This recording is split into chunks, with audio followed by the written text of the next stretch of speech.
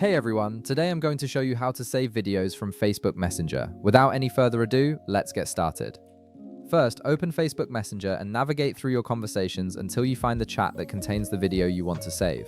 Once you've located the right conversation, tap on it to open the chat thread. This will display all your messages, including any photos and videos that have been shared. Now, locate the specific video you want to download within that conversation. Once you've found it, press and hold your finger on the video.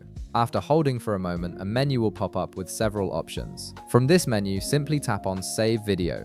This action will immediately download the video directly to your device's gallery or camera roll, making it accessible anytime you want to watch it again, even without an internet connection. Alternatively, if you prefer a different method, you can also save the video by opening it in full screen first. To do this, simply tap once on the video thumbnail within your conversation. The video will expand to fill your entire screen, allowing you to view it in a larger format before deciding to save it. While the video is playing in full screen mode, look toward the top of your screen. You'll notice a download icon or save icon displayed there. This icon is usually represented by a downward pointing arrow or a similar symbol that indicates downloading.